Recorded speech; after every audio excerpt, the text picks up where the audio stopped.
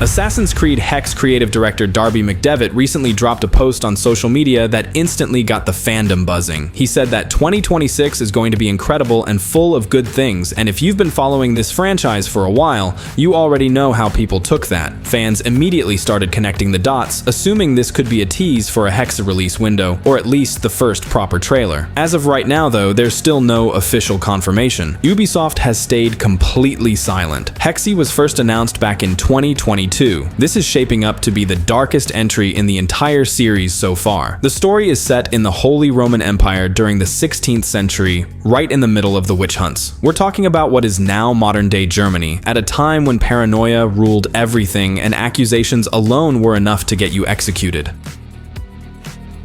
The main protagonist is a young woman named Elsa. Her story starts in pure nightmare fuel territory. Her mother and sister are accused of witchcraft and burned alive right in front of her. We're dropped straight into the blood-soaked heart of the witch hunts and inquisitions, an era where anyone could be labeled a witch and executed with public approval. Elsa's family wasn't just killed, they were betrayed by their own villagers and condemned with the silent blessing of the church. After that, Elsa disappears completely. There's even a rumor that Elsa was born in Bamberg, a real historical city infamous for its witch trials, where thousands of women were executed. Those events are said to be the true starting point of Assassin's Creed Hexe, both emotionally and thematically. During her years in hiding, Elsa stumbles upon a collapsed, long-forgotten chapel deep in the forest, a place that feels cursed and erased by time itself. Beneath it, she discovers the remnants of the German Brotherhood of Assassins, an order that had been completely wiped out by the Inquisition more than a century earlier. Their history was burned, buried, and rewritten out of existence. That hidden sanctuary becomes Elsa's turning point. It's where she starts uncovering the truth about the secret war, the twisted interpretations of witchcraft, and even early references to pieces of Eden. The game is also expected to feature real historical figures. One of the most important is Cardinal Johann von Rotterdam, who is portrayed as the man pulling the strings behind hundreds of executions across the region. He oversees the Inquisitions and represents the terrifying institutional power standing in Elsa's way.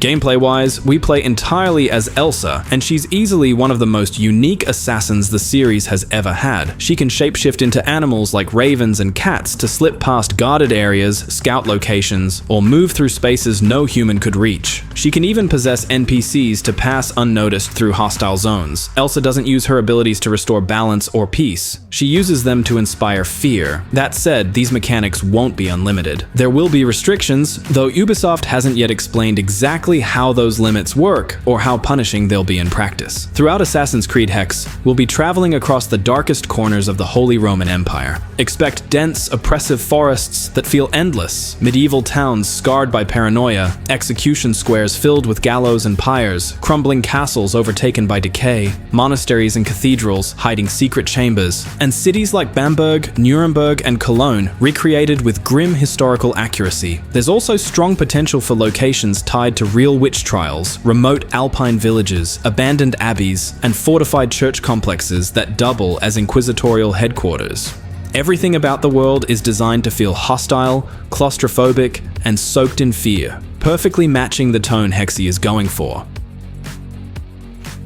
The speculation surrounding the actual map size and scale of the Holy Roman Empire in this game is reaching a point where we have to consider the possibility of a massive multi-city hub system. One of the biggest theories circulating right now is that we might actually get to explore a fully realized version of Rothenburg ob der Tauber, which is essentially the quintessential medieval German town. It would be an absolute dream for any parkour fan because of its perfectly preserved walls and narrow winding alleys that seem like they were designed specifically for Elsa to vanish into. I suspect the developers will lean into the folklore of the region by including the mysterious Brocken Mountain as a major exploration zone. There is a huge assumption among the community that this could be the site of a legendary Sabbath where Elsa meets other outcasts who have tapped into ancient powers. This would be the perfect place for a high-level boss fight or a major story revelation involving the true nature of her shape-shifting abilities. Speaking of those abilities, it is highly likely that her power to possess animals is directly tied to a lost piece of Eden. Eden that was once held by the Germanic tribes long before the church arrived. We might see Elsa discovering that her lineage isn't just about being a victim of the witch hunts, but being a descendant of a specific line of Isu hybrids who could communicate with nature. There is a fascinating theory that the German Brotherhood she finds wasn't just hiding, but was actually guarding a massive underground network of tunnels that connect various cathedrals across the empire. This would explain how the assassins could move so quickly between cities without being caught by the Inquisition. Playing through these dark and damp passages while dodging Templar search parties would add a layer of tension that the series has been missing for years.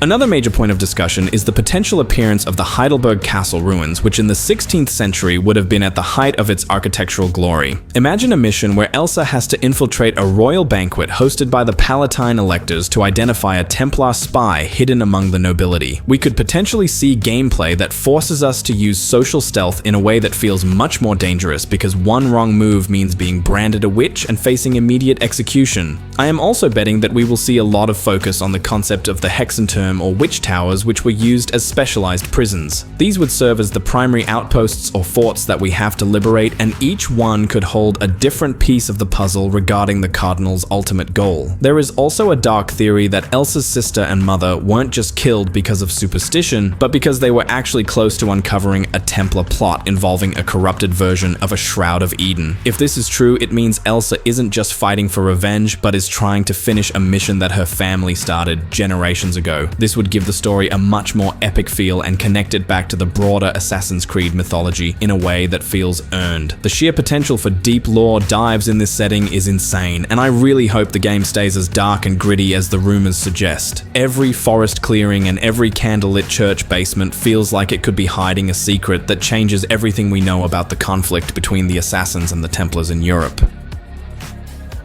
The political landscape of the Holy Roman Empire during this era was basically a massive powder keg waiting for a single spark, and I am convinced that the game is going to drop us right into the chaotic peak of the Protestant Reformation. We are talking about a society being ripped apart as Lutheranism challenged the absolute grip of the Catholic Church, which turned neighbors against each other and soaked the soil in blood. It was a time of pure religious madness where people were hunted down and forcibly converted or simply eliminated for having the wrong perspective. My theory is that the narrative will heavily feature the Peasants' War of 1524, which was arguably the most violent and significant uprising in European history before the French Revolution. Seeing over 100,000 people lose their lives in a single year of pure insanity provides the perfect cover for a secret war between assassins and Templars. The historical parallels here are just too good to ignore, and it makes so much sense for the Brotherhood to be operating in the shadows of these massive revolts. Even before the main conflict, we had things like the Bundschuh movement, where peasants used a literal shoe as their symbol of rebellion, and of course the brutal Hussite wars over in Bohemia, which turned the entire region into a nightmare of religious zealotry.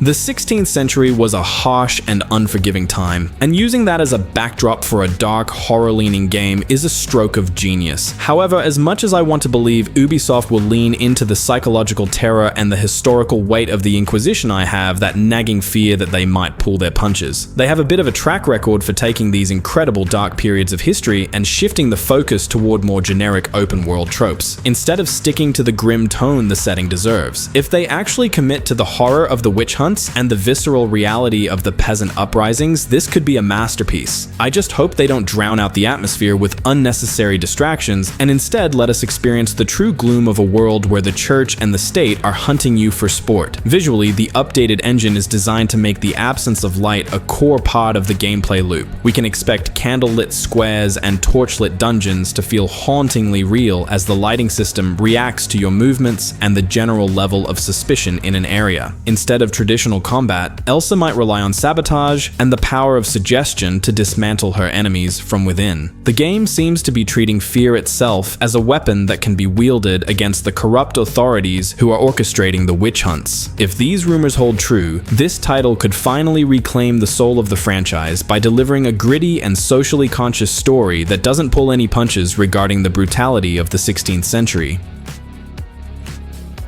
The word among insiders is that Ubisoft Montreal is prioritizing a tight and focused narrative that emphasizes personal drama over sheer scale. Instead of a bloated open world, we are looking at claustrophobic villages and fog-choked forests where solitude and paranoia serve as your constant companions. This shift toward a more cinematic and intense experience feels like a direct response to fans who have been craving the return of atmospheric stealth. Elsa stands at the absolute center of this descent into madness, and her journey is rumored to be much more than a standard revenge plot. The hidden details in the teaser trailer, including the woven logo and Germanic runes, suggest a story about avenging a house divided by family and betrayal. There are even whispers that German folklore figures like Mephistopheles will play a role, which hints that the game will explore themes of dark faith and demonic corruption. This setting gives the classic assassin motto a much more sinister meaning, because working in the dark takes on a literal and terrifying quality when the shadows are filled with the threat of the Inquisition.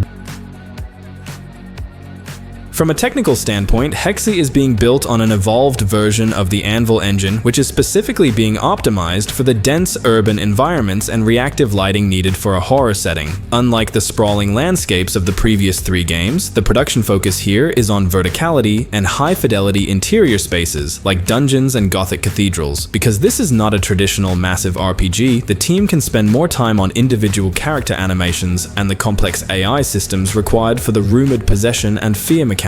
Everything about the production points to a game that is smaller in landmass, but significantly deeper in terms of atmosphere and mechanical innovation. The release timeline for Hexe has become one of the most debated topics among fans and industry insiders, especially as we move into 2026. While Darby McDevitt has shared high hopes for this year, leading many to believe a launch is imminent, the reality of the production schedule suggests a slightly longer wait. Tom Henderson has pointed out that Ubisoft typically plans for a 2-year support cycle for its major titles like Shadows, which would place the next flagship entry further down the road. This roadmap indicates that while we might get a massive gameplay reveal or a deep dive trailer sometime in late 2026, the actual game is more likely to arrive in 2027.